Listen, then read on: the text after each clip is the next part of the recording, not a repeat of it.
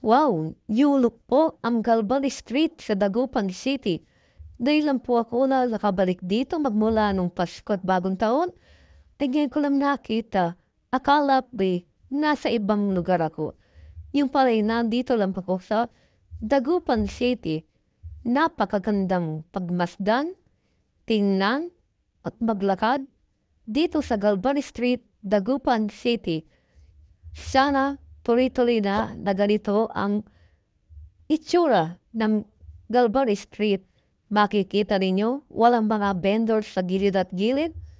Ang mga tao'y maluwag na nakapaglalakad, nakapamamasyal, walang masikip, git-gitan at kung ano-ano pa. Sana ito ay hindi mingas kubon lamang o sa umpisa lamang. Sana po ay isustain nila ang kagandahan ito ng Galban Street, Dagupan City. Maraming natutulungan na natutuwang mga mamamayan ang naglalakad sa lugar na ito ngayon.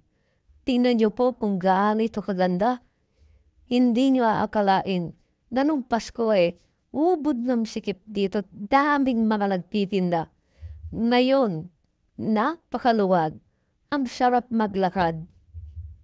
Kaya sana tuloy-tuloy lang po ito at huwag niyong ibalik na yung mga nagtitinda rito at iharap niyo na lang sila ng magandang mapupwestuhan nila, yung hindi makakasagabal sa mga pedestrian at sa mga mamamayan ng Dagupan City. No?